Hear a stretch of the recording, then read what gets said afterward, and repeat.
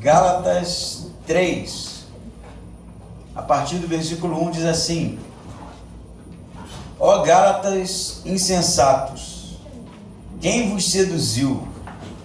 Não foi diante de vós que Jesus Cristo foi exposto como crucificado? E só isto que quero saber de vós, ou é só isto que quero saber de vós. Foi pelas obras da lei que recebestes o Espírito, ou pela fé naquilo que ouvistes?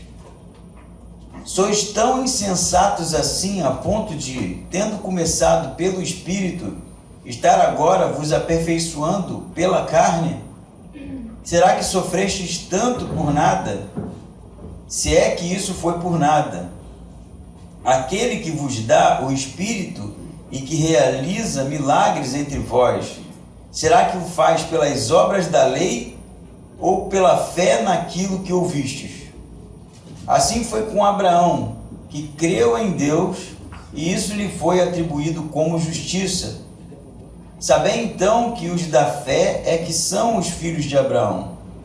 E a Escritura, prevendo que Deus iria justificar os gentios pela fé, anunciou com antecedência a boa notícia a Abraão, dizendo: em ti serão abençoadas todas as nações.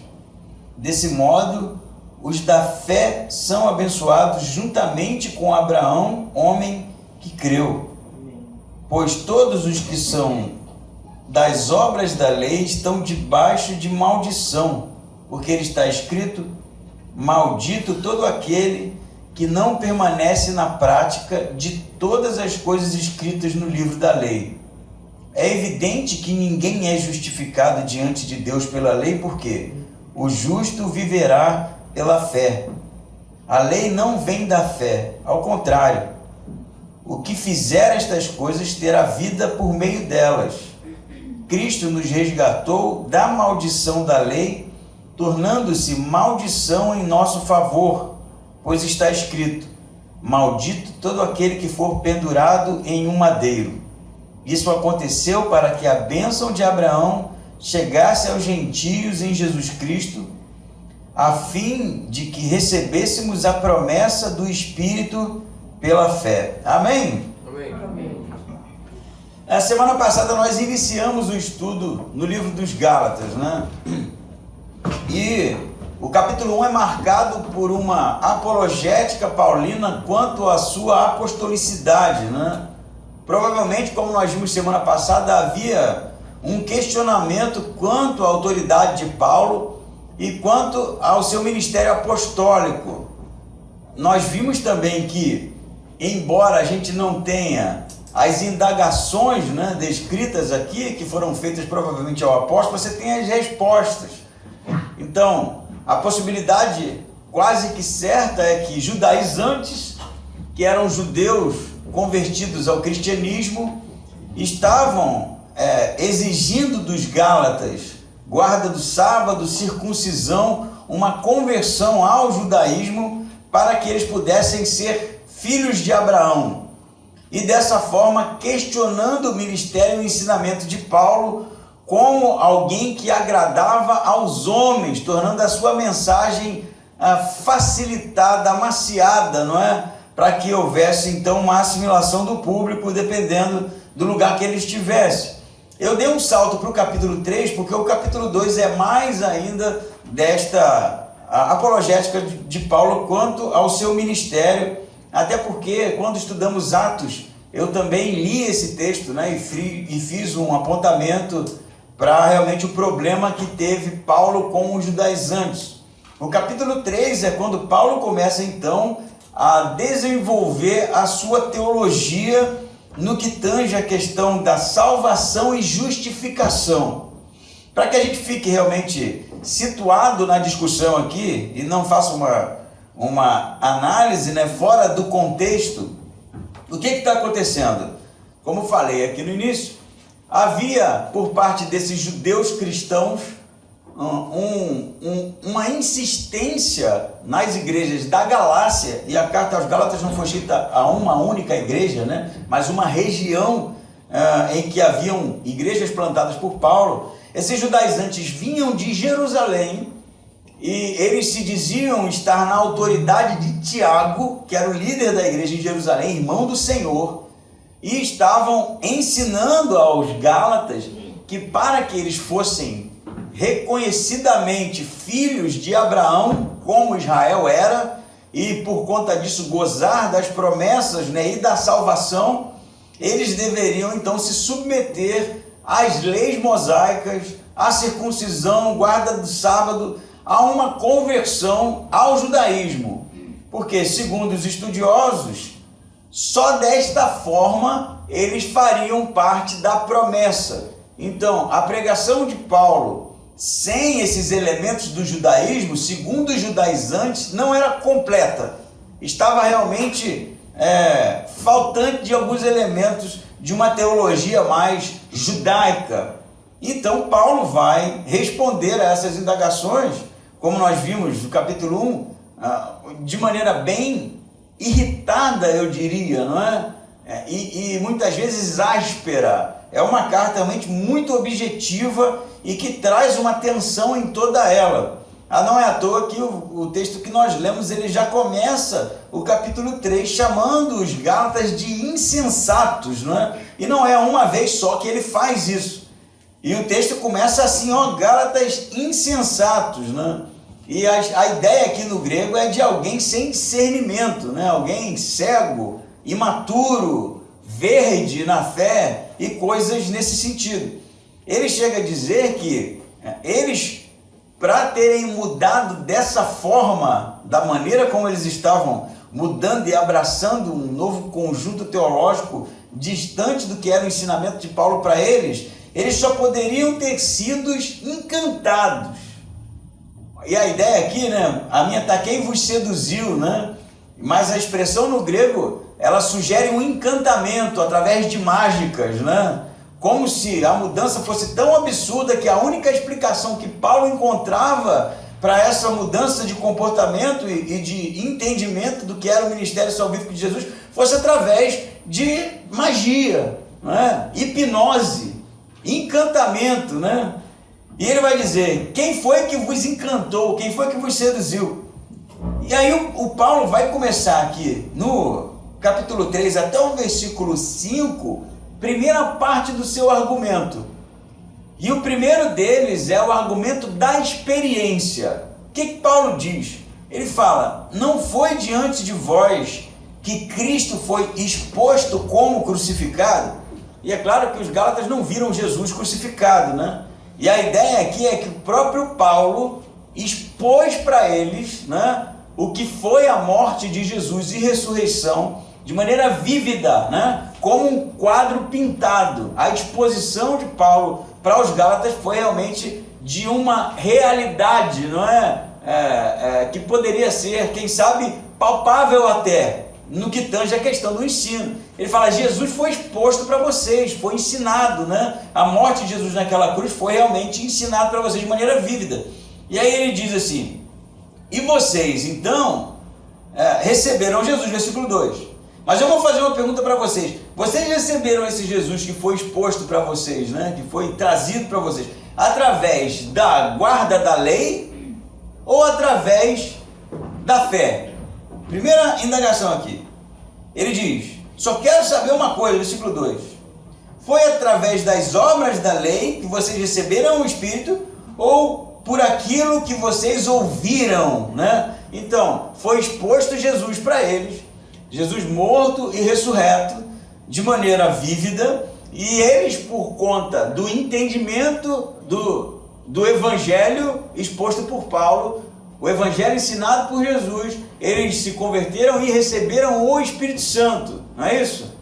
E aí a pergunta de Paulo é essa aqui, vocês receberam o Espírito Santo, correto? Eu quero saber uma coisa de vocês, vocês receberam o Espírito Santo através da pregação do Evangelho que eu ensinei a vocês, ou foi através da guarda da lei? Porque se a guarda da lei, se a circuncisão, se o sábado é tão importante assim para a salvação, porque ela não foi necessária para que vocês recebessem o Espírito Santo? A primeira indagação que ele faz. Pensem um pouquinho. Se a mensagem está limitada, diluída, e a necessidade da guarda do sábado para a salvação é real, e o selo da salvação é o Espírito Santo, como então foi possível vocês receberem o Espírito Santo sem isso? E agora vocês estão achando que, não, peraí, nós recebemos o Espírito Santo, fomos salvos sim, mas está faltando alguma coisa, né? O argumento é bem lógico até, né?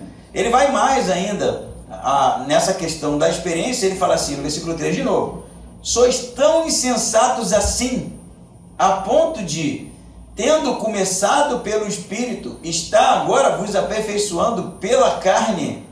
Então, o que é começar pelo Espírito?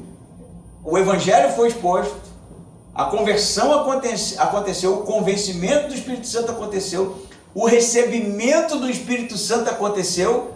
Então eles começam pelo Espírito, mas agora estão buscando, ou não buscando, não que eles estivessem buscando, mas estava sendo ensinado para eles dessa forma, a necessidade de um aperfeiçoamento daquela salvação que eles receberam através das obras. E aí o Paulo vai dizer, coisa que se eu dissesse aqui para vocês, vocês iriam embora. Vocês são tão insensatos assim, vocês são tão tolos assim, vocês são tão burros assim, a ponto de não entender que não foi necessário guarda da lei, circuncisão, sábado, lei mosaica, para a conversão de vocês, para o dom espiritual do Espírito Santo, para a manifestação de sinais e milagres. É o que ele vai dizer aqui no versículo 4, ou melhor, versículo 5, né? No 4 ele fala: será que vocês sofreram tanto por nada? Será que, se é que isso foi por nada? Aquele que vos dá o Espírito, que realiza milagres entre vós, será que o faz pelas obras da lei ou pela fé naquilo que ouvistes? Então você percebe que no argumento de Paulo você tem de um lado o Espírito Santo, que foi recebido através do ouvir, né? E pela fé, a manifestação da fé. Você tem os milagres realizados pelo Espírito Santo. Você tem a exposição do Cristo crucificado. E do outro lado você tem as obras da carne, né? As obras da lei, o aperfeiçoamento da salvação através da obediência ao que tange ao ensino mosaico, o ensino mosaico judaico do primeiro século. E aí a gente precisa parar aqui para realmente dar uma respirada, né? Não é possível que depois de gozar da salvação, gozar do conhecimento do Espírito Santo, provar disso, achar que está faltando alguma coisa para a salvação, porque você já tem o Espírito Santo, porque ele já foi derramado sobre a sua vida. Não é possível, porque se houvesse algum elemento faltante, você não receberia o Espírito Santo, não seria salvo. O argumento é óbvio, né? Eu sei que isso não se aplica a gente, até porque não é correto você fazer uma aplicação aqui, por exemplo, para tentar viver das obras ou ser salvo através das obras. Não é isso que ele está falando, porque a conversão ao judaísmo, ele traz realmente um panorama histórico de que aponta para como se os judeus estivessem falando assim para os gálatas: tá bom, vocês receberam o Espírito Santo, Jesus morreu, não precisa mais de sacrifício, mas vocês precisam ser filhos de Abraão. E a única maneira de ser filhos de Abraão é circuncisão, guarda do sábado, lei mosaica, é se submeter aos ensinamentos de Moisés. Só assim vocês vão fazer parte do povo eleito por Deus. Na verdade, essa é a continuação do argumento de Paulo aqui, que a gente vai retomar. Então não é uma questão de salvação pelas obras, pelo esforço físico. Não é bem isso. Isso é muito contemporâneo para o que Paulo está dizendo. Achar que para você fazer parte da promessa que Deus fez a Abraão, você precisa se submeter aos dogmas do judaísmo do primeiro século. Enquanto Paulo vai desenvolver esse argumento para dizer que não. E a prova disso é que vocês já foram salvos. Vocês já receberam o Espírito Santo. E aí dá para a gente realmente tirar uma aplicação aqui, que não é viver pela lei, mas é de quem já experimentou o Espírito Santo, provou, como fala em Hebreus 6, né? Provou dos dons espirituais, né? Provou da salvação, provou da ação de Deus na sua vida, achar que você precisa procurar outros elementos para que de alguma forma isso seja aperfeiçoado, enquanto isso é o suficiente, correto? E aí eu penso, embora a gente não viva, né, buscando leis para guardar ou algo do tipo, mas a gente vive, quem sabe, esquecendo a ação do Espírito Santo na nossa vida. Isso é muito comum.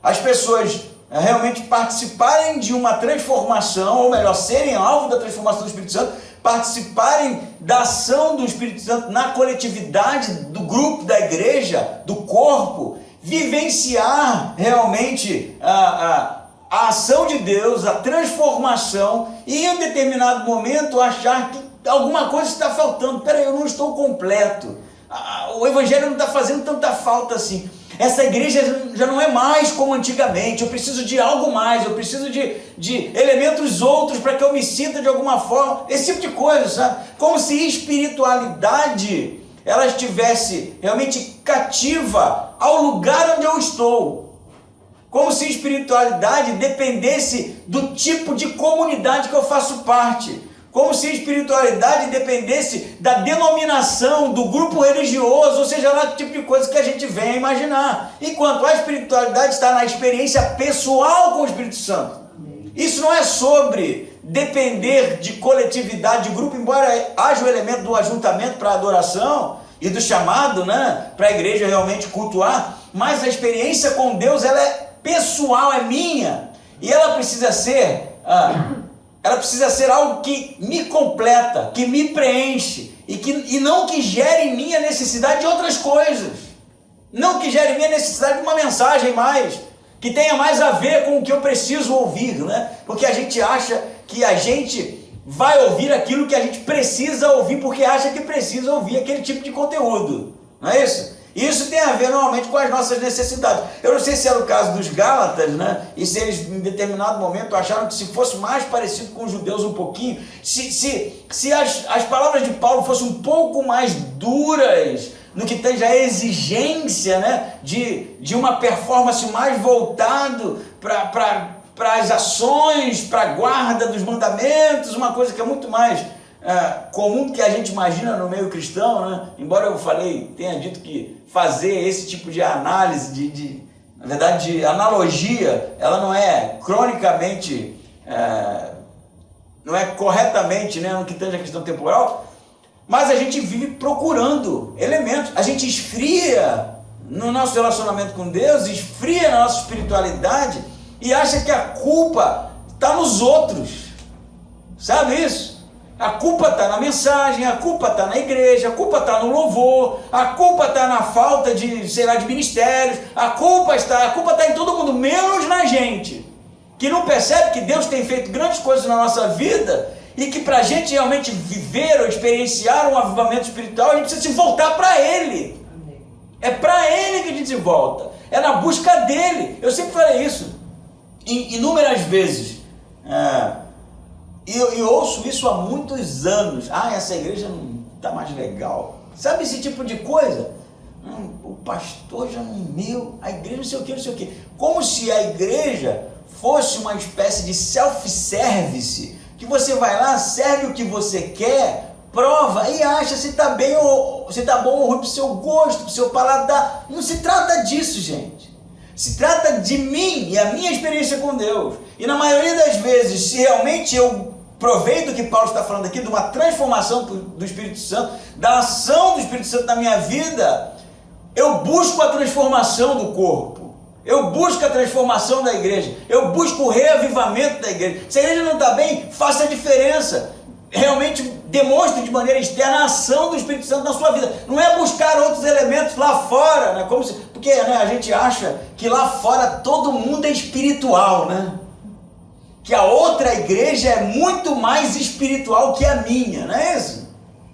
Olha, né, os vídeos, a produção, caramba, você viu como o pessoal levanta a mão? É tudo pecador, gente, igualzinho a gente. Alguns têm uma teologia pior, outros têm uma teologia melhor, outros pregam mais, outros pregam menos, o louvor às vezes é lindo, às vezes é terrível, mas é tudo pecador. É tudo pecador. Então o que sobra, pastor? Então eu estou ferrado, eu vou para onde? Não vá para lugar nenhum, porque se tiver uma igreja perfeita e você botar o pé, ela estraga. Porque você é o problema. Eu sou o problema. Nós somos o problema. E como é que a gente vence isso? Olhando para Cristo, cara. Só tem esse jeito. Só tem esse jeito. Olhando para a ação de Deus em nossas vidas, e retomar realmente a experiência original da transformação, né? Realmente um ponto muito batido, mas por que a gente não volta lá às primeiras experiências de conversão, a alegria que a gente tinha, o desejo de estar na igreja, né? Por que a gente não volta a isso? Por que a gente se tornou chato? A gente ficou chato, né? Antigamente é que era bom, saudosista, né? Os louvores de antigamente, a mensagem de antigamente, tudo era de antigamente. E eu tenho que concordar que às vezes eu me sinto assim também. Mas a pergunta é, será que era antigamente que era melhor, ou eu que estava mais conectado com Deus e as coisas faziam mais sentido antigamente? Porque eu esfriei. E aí, quando a gente esfria, a gente começa a achar que quem esfriou foram os outros. Primeiro sintoma de esfriamento espiritual, a igreja esfriou. Primeiro, cara, a igreja não está legal. É você que não está. Não tenha dúvida disso. Não duvide um segundo disso. A igreja não está legal é discurso de quem está distante de Deus. Porque se você tivesse conectado com Deus, você, apesar da igreja, iria buscar realmente o renovo dela, o avivamento dela, iria buscar levar aqueles que estão, segundo o seu entendimento, esfriando, a um novo aquecimento, não é assim? A gente falou algumas vezes aí, o avivamento, leu no livro, o último estudo, né, qual foi o último livro meu que eu nem lembro mais, cara? Antes do Carson foi do John Stott, né? John Stott, falando de avivamento, que o avivamento começa com uma pessoa, né? Paul Tozer, então não sei mais quem foi, qual profeta que foi, né? O avivamento começa com uma pessoa, né, inquieta, e que acha que as coisas poderiam ser melhores, e o que acontece? Ele vai incendiando os outros, ele não sai para uma igreja mais avivada, né? Eu vou para aquela, que aquela é muito melhor. Isso é uma viagem, né? Então eu estou tentando fazer uma aplicação aqui, porque o apelo de Paulo é: olhem para o que Deus já fez, olhem para trás, vocês tiveram uma experiência com Deus, isso não foi de graça, né? Não foi à toa. Deus age na vida de vocês. O que é necessário? Vocês voltarem a isso, retornarem a isso, realmente entender que Deus pode ser experimentado, né, como já foi um dia. E o problema não está na minha teologia, vai dizer o Paulo, o problema está em vocês estão procurando um plus a mais, um Red Bull, né, teológico, para que as coisas acendam, e não se trata disso, né? Amém? Amém. Só 3, né? Vocês estão esfriando, gente. Vou procurar uma igreja melhor, porque essa aqui não está mais. E aí vem o versículo 6, né? Ele vai dizer: assim foi com Abraão, que creu em Deus, e isso lhe foi atribuído como justiça. Vamos parar aqui, porque às vezes a gente peca em Gálatas, porque a gente acha que as alusões do apóstolo ao Antigo Testamento são só exemplos que ele está dando, né? Ele tem um fio aqui do argumento, que é a fé, né? A liberdade que a fé traz, mediante a maldição que a lei traz, e a gente acaba olhando as citações do Antigo Testamento como, ele está agora usando o exemplo do Antigo Testamento, mas não é bem isso não. Vamos retomar aqui, o que é que os judaizantes queriam dos Gálatas? Que eles se submetessem, né, como falei aqui algumas vezes, à circuncisão, à guarda do sábado, à lei mosaica. Para quê? Para que eles fizessem parte da promessa. Que promessa? Que Deus fez a Abraão, correto? Que ele suscitaria uma grande nação, filhos de Abraão, e esses seriam os filhos da promessa. Promessa de quê? No início era da terra, não é? Da herança, na verdade. Era família e herança, né? Vai desenvolver isso mais para frente.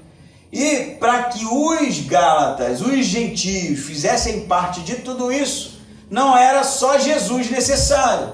Jesus era o Messias, morreu, ressuscitou, tudo bem, está tudo muito bom, mas vocês precisam se submeter a tudo isso, né? Circuncisão, guarda do sábado, lei mosaica, para vocês se tornarem parte do povo de Deus.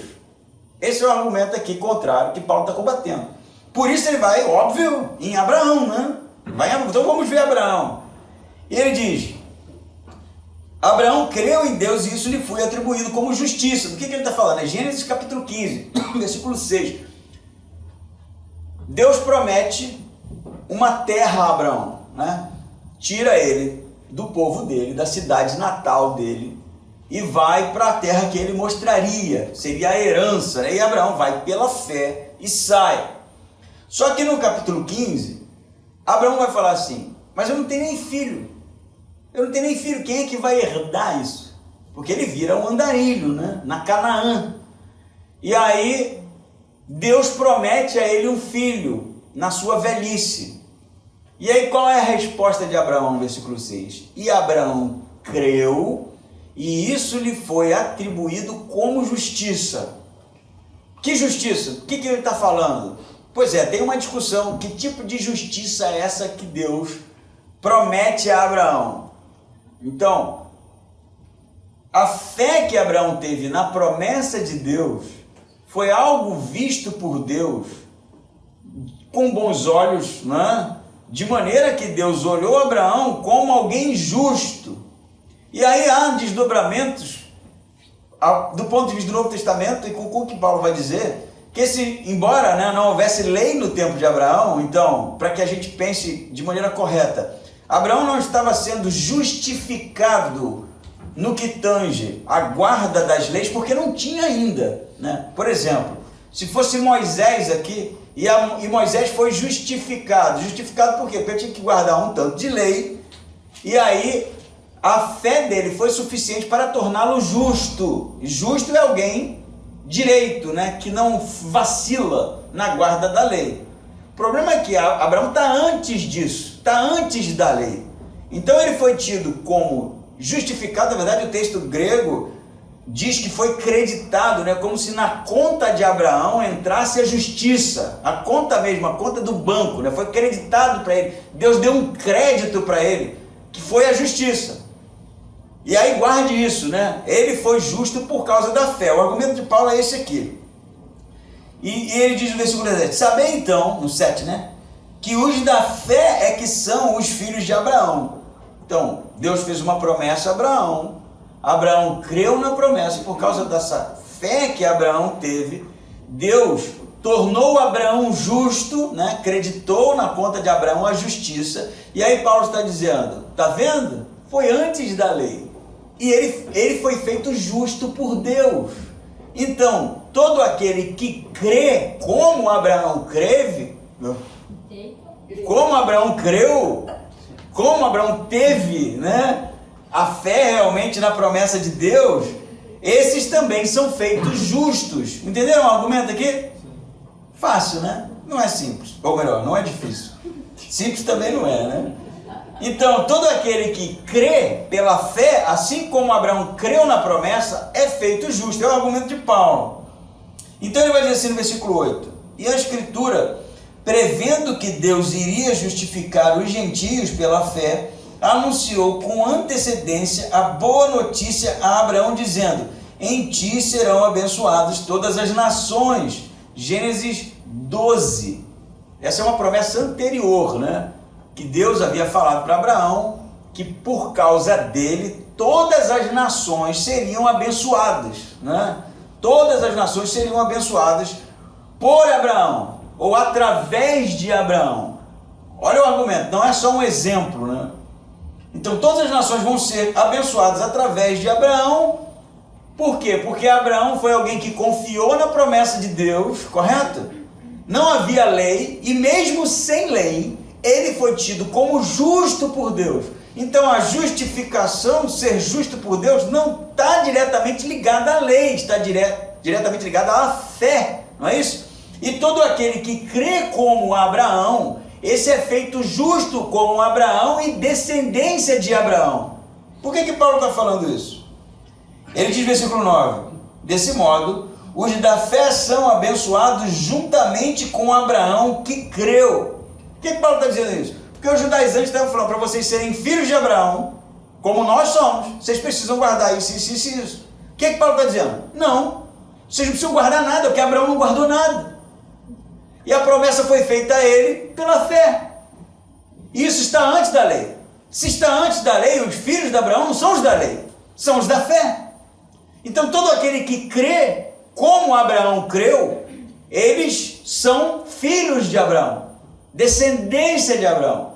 E no argumento paulino, tanto em Romanos quanto em Gálatas, os filhos de Abraão, cuja promessa foi feita por Deus: suscitarei uma nação tão grande como as estrelas do céu, não é? Como as areias do mar, ou como a areia do mar. Não são os de sangue, ele vai dizer em Romanos, são os da fé.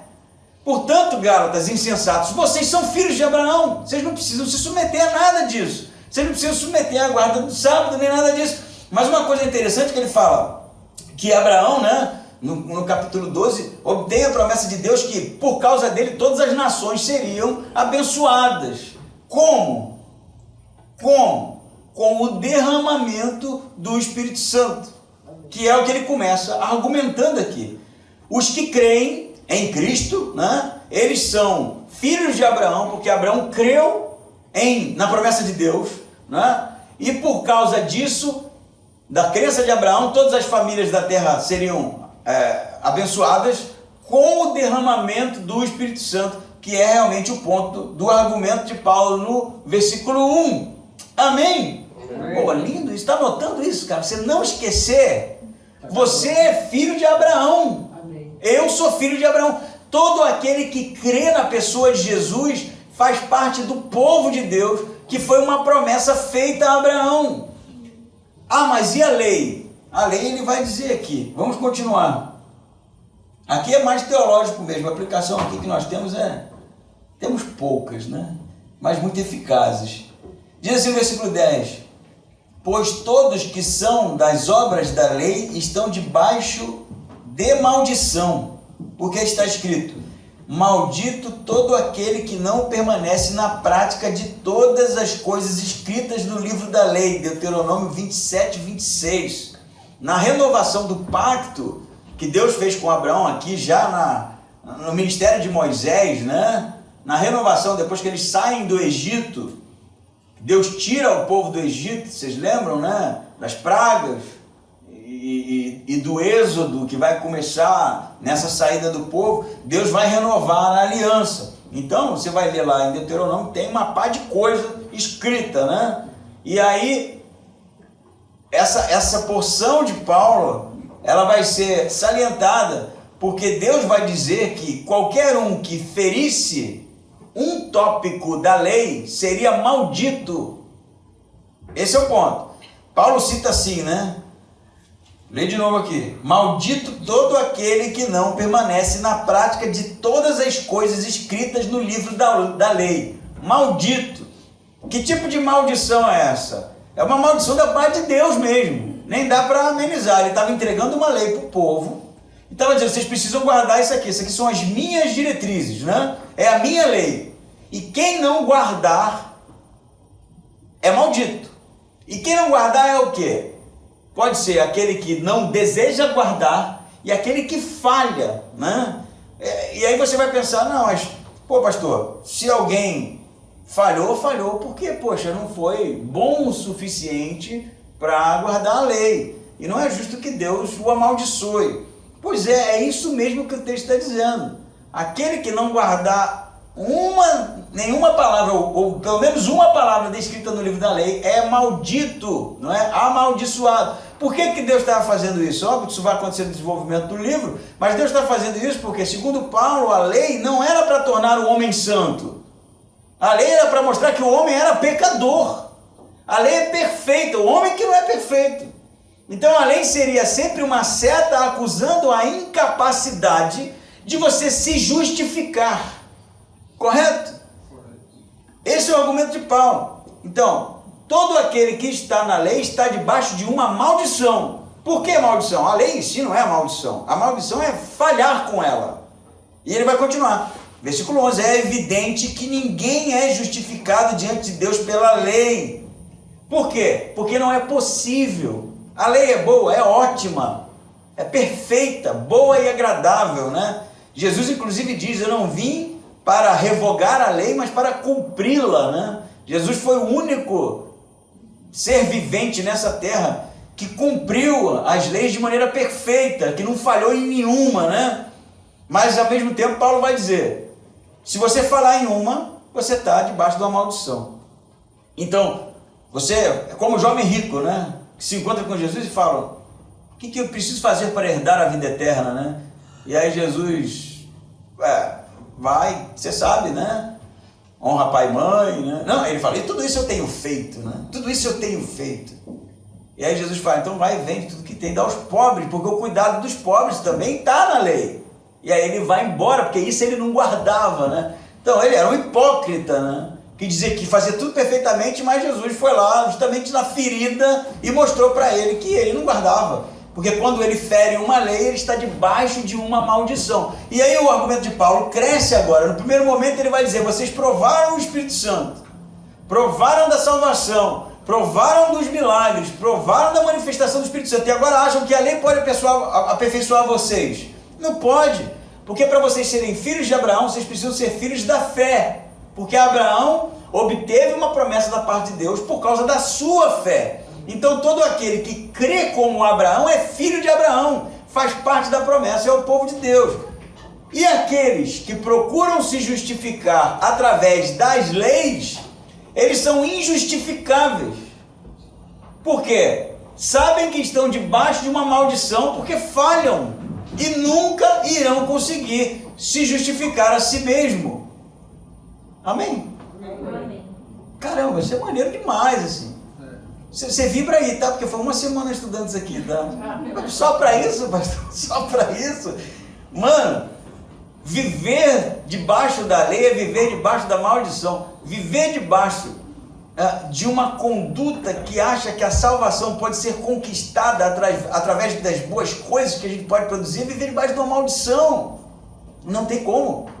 Porque você pode ser bom em 99% das coisas que você faz, você vai pecar em um, se lascou-se. Esse um te condena, não é?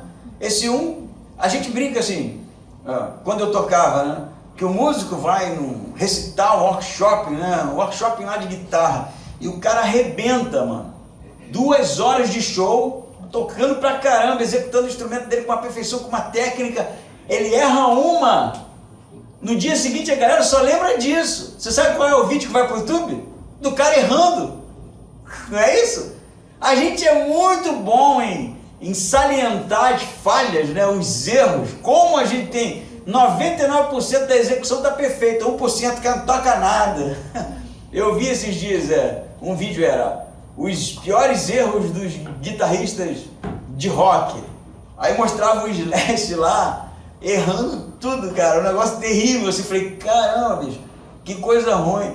Mas isso faz dele um mau guitarrista? Não, pô, tem uma obra legal, né? Os discos do Guns N' Roses, para quem gosta, sabe, tem um trabalho de guitarra muito criativo, muito bom. Mas ele errou em uma, tá lá, não é isso? Você não vai conseguir agradar a Deus pela performance, sendo bom, fazendo boas coisas.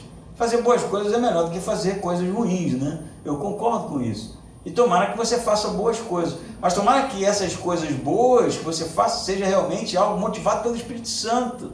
E não um desejo realmente de melhorar a sua salvação através da sua performance. Isso é, na verdade, um lugar de frustração. Porque não funciona. A gente vai estar sempre debaixo do dedo que aponta o nosso erro. Sempre debaixo. Não tem como fugir disso. Não somos judeus. Não vivemos através de um sistema judaico, mas a lei continua. Não tem como viver uma vida 100%. Não tem como viver uma vida realmente que seja intocável, né? Imaculada. E se a gente persegue esse tipo de coisa, e na nossa cabeça ainda acha, né? Ou exista, quem sabe, um resquício de uma teologia medieval, que não, tem que fazer boas coisas para ser salvo, a gente precisa extrair isso, porque isso contamina a gente. E isso, na verdade, faz com que a gente cada vez mais dependa de Deus, ou cada vez menos dependa de Deus, cada vez mais tenha menos dependência de Deus, porque a dependência está justamente no fato de eu saber que eu não sou perfeito, e que o sacrifício de Cristo foi feito por mim, por amor, mesmo sem eu merecer, mesmo sem eu ser bom, mesmo sem eu não ter realmente um pingo de bondade que vale a pena Jesus morrer por mim, não foi por essas coisas. Não é isso que João vai dizer? Aquele que disser não tem pecado, mente e engana-se a si mesmo. Nós somos pecadores miseráveis. Falhamos pra caramba. Somos ruins, né? Somos pessoas que pensam coisas ruins. Que bom que a gente não faz o que a gente pensa na maioria das vezes, porque o que a gente pensa na maioria das vezes é realmente destrutivo, né? Maligno até. Que bom que a gente não faz. Mas a gente não faz por quê? Porque Deus tem misericórdia de nós. E através do Espírito Santo, nós realmente decidimos pelo que é o melhor a ser feito. Não é pela performance. E a gente precisa abandonar, se é que existe um resquício desse tipo de coisa, que se a gente acordar cedo para orar, Deus abençoa. E se a gente ir para o culto, Deus abençoa. Sabe esse tipo de performance? Não é sobre isso. Tudo isso é manifestação do Espírito Santo. Você quer acordar cedo para orar? Que seja com prazer. Porque Deus está movendo você para isso. Se você não está fazendo, busque realmente um avivamento da parte de Deus. Um desejo de fazê-lo. Não fazer para... Ih, esqueci de orar hoje, né?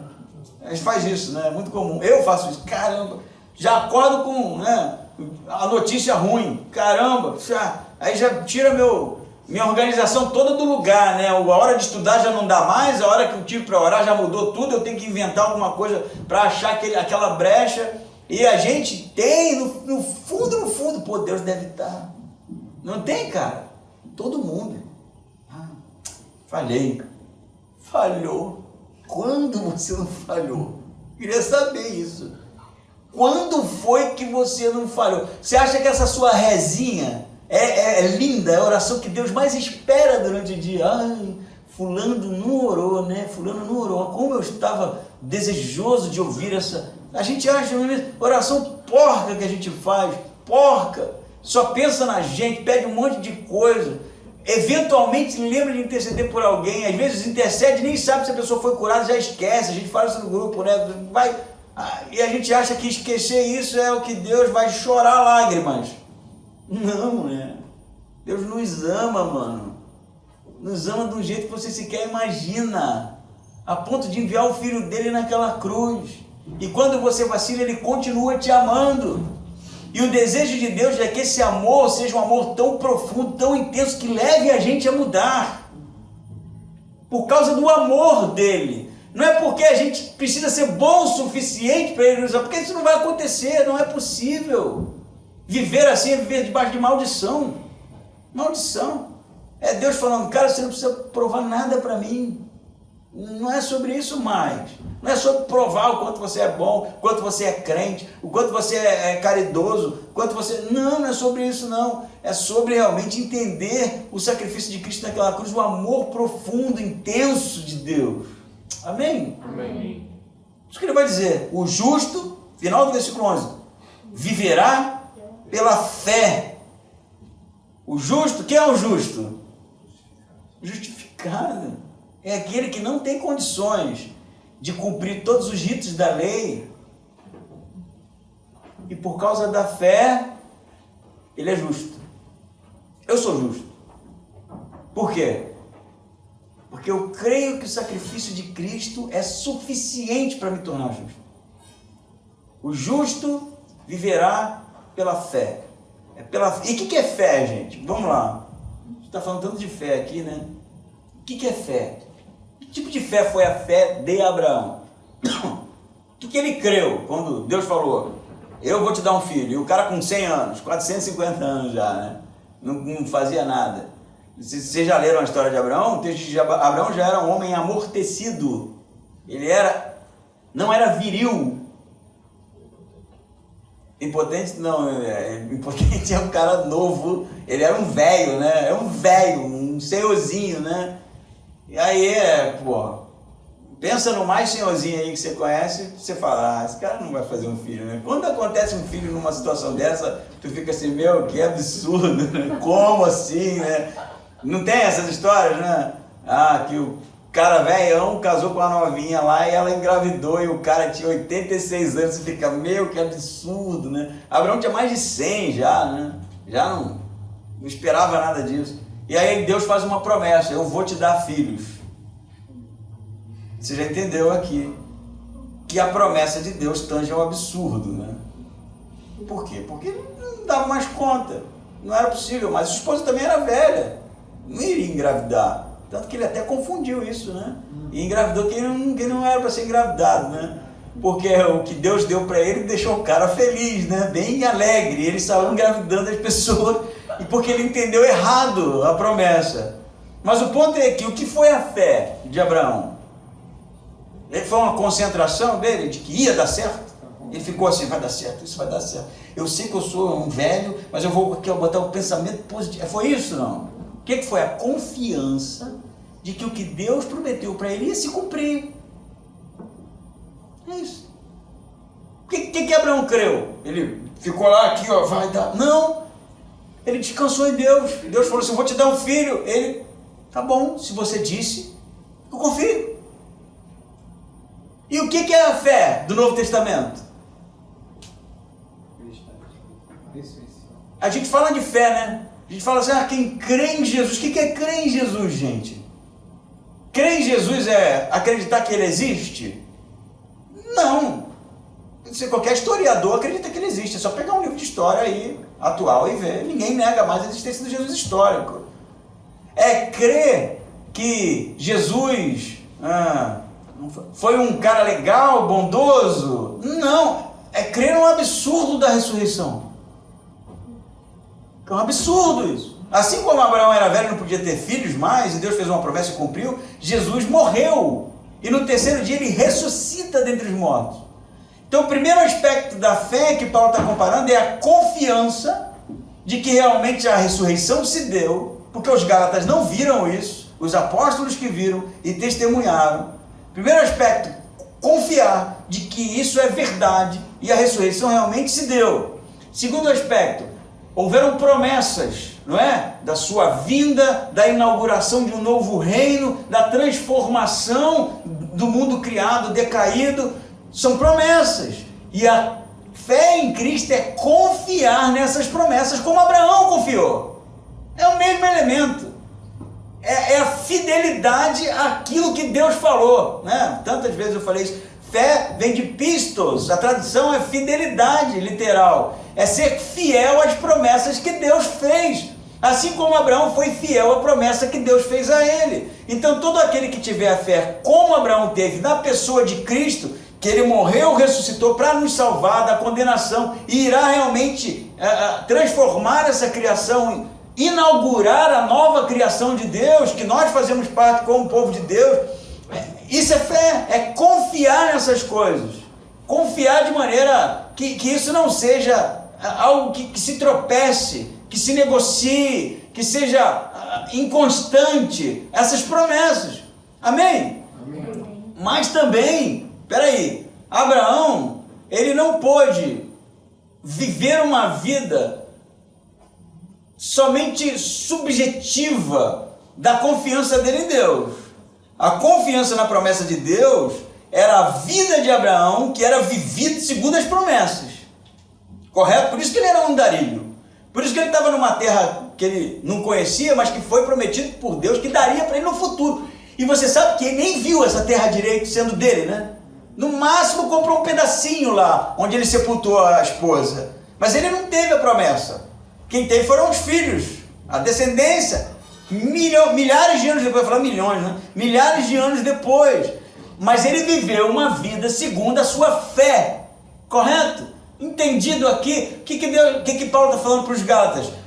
A fé em Jesus é suficiente para a salvação, mas é uma fé segundo Abraão, daquele que vive segundo as promessas, daquele que realmente confia, é fiel às promessas de Deus, e isso dita a sua conduta, a sua vida, a sua trajetória. Não é uma crença abrasileirada, né? A fé do Paralamas do Sucesso, só não se sabe fé em quê, né? A fé que a gente fala assim, tenho fé que amanhã vai fazer sol, não é esse tipo de coisa, não. É uma conduta, ser fiel realmente àquilo que Deus prometeu e viver de acordo com essas promessas. É disso que está sendo tratado aqui.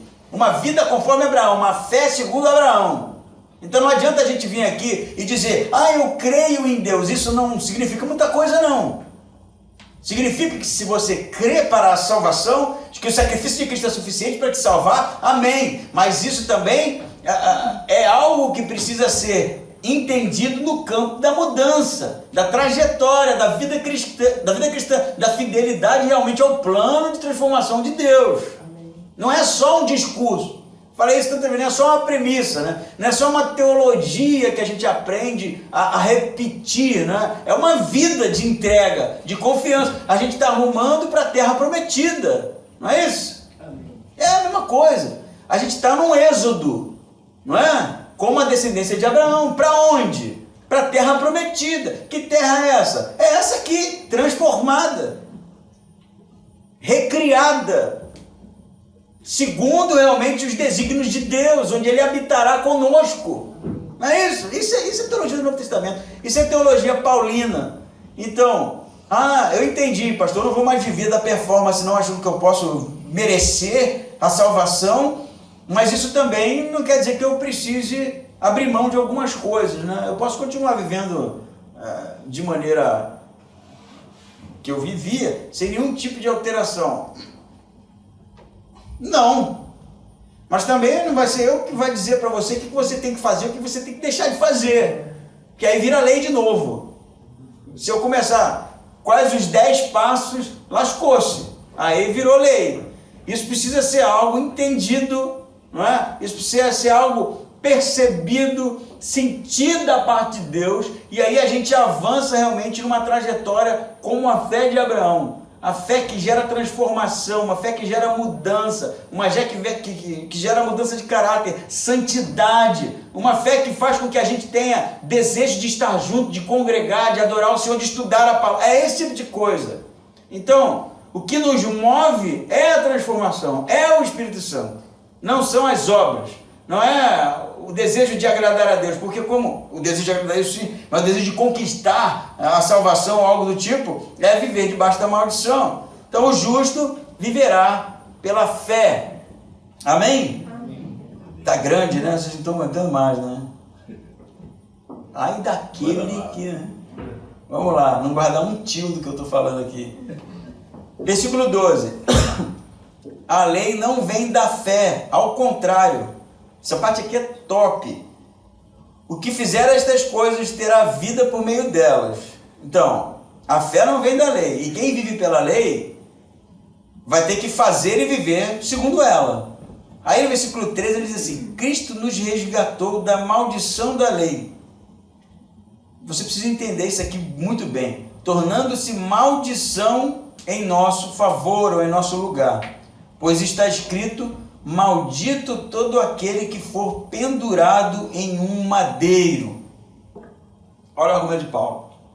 Precisamos ter a fé de Abraão, né? Ou como Abraão, porque é pela fé que nós seremos filhos de Abraão, parte do povo de Deus. A salvação se dá pela fé.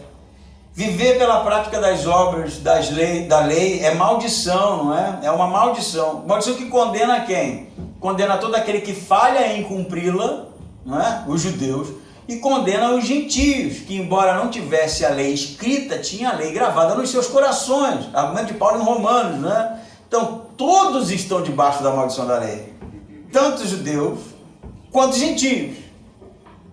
E aí o que Paulo fala? Jesus, quando morreu numa cruz, não é isso? Essa é a alusão aqui, morreu na cruz. E Deuteronômio diz: maldito aquele que for pendurado no madeiro. O que era pendurado no madeiro? Era enforcamento, segundo alguns estudiosos. De que o cara fez uma coisa lá que era pena de morte para ele, eles matavam o cara em algumas situações enforcado, e ele ficava pendurado numa árvore até o início do pôr do sol, porque não podia ficar, era um cadáver não podia ficar exposto, né? Depois do pôr do sol, porque era amaldiçoar a terra. Por isso que, inclusive, o Sinédrio pediu para tirar o corpo de Jesus da cruz, né? Porque o sol já estava se pondo e não pode, até hoje não pode, né? Então, qual é o argumento de Paulo? Jesus foi pendurado no madeiro. E Deuteronômio diz que maldito é aquele que for pendurado no madeiro. Então Jesus ele foi amaldiçoado. Olha só. A lei condena, amaldiçoa todo aquele que não cumpre 100%, e os gentios também, porque eles têm a lei gravada no coração deles e eles falham de qualquer forma, estão debaixo de maldição. Jesus foi pendurado no madeiro, não foi? Na cruz foi, e Deuteronômio diz que maldito é aquele que foi pendurado no madeiro. Aí qual é a conclusão de Paulo? Então Jesus se fez maldição no nosso lugar. A lei que nos condenava, que nos tornava maldito, estava sobre Cristo agora.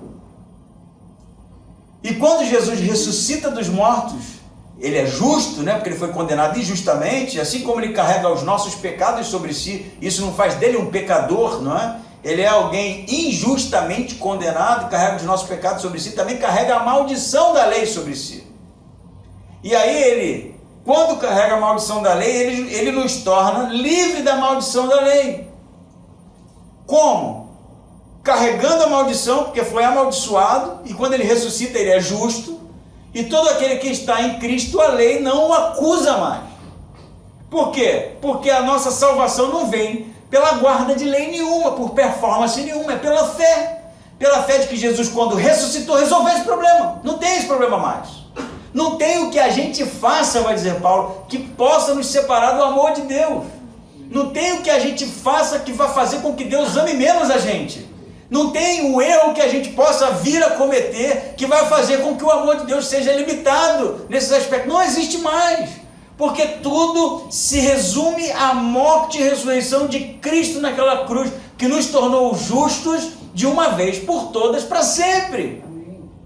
Amém ou não amém? Amém. A lei não condena mais a gente, não tem mais maldição sobre nós, não é mais sobre performance mais, não é mais sobre cumprir coisas, não é mais sobre ser bonzinho, é sobre reconhecer realmente o sacrifício de Cristo que se torna maldição no nosso lugar.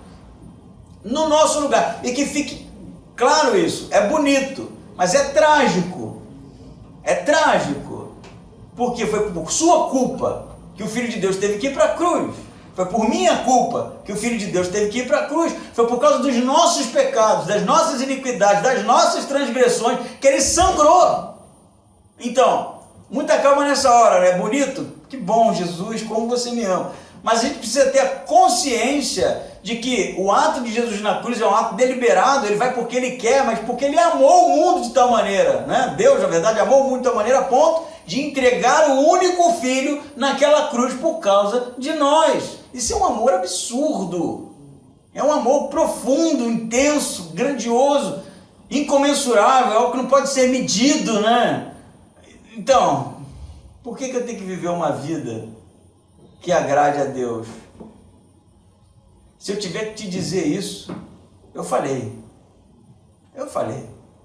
Porque se você não consegue entender que a morte de Cristo na cruz precisa ser o nosso motivador, morte e ressurreição, a maldição que ele toma sobre si, o sofrimento que Jesus enfrenta, a morte imoral que ele sofreu, a humilhação que ele padeceu, mesmo sendo Deus, se você não consegue entender isso como um motivador para a santidade, para uma vida segundo o coração de Deus, não há o que consiga.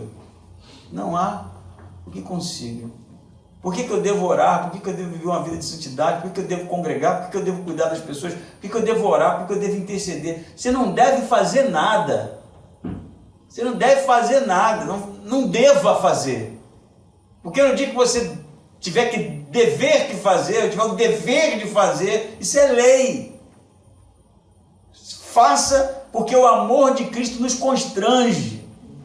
Porque o amor de Cristo é o suficiente para gerar mudança na gente.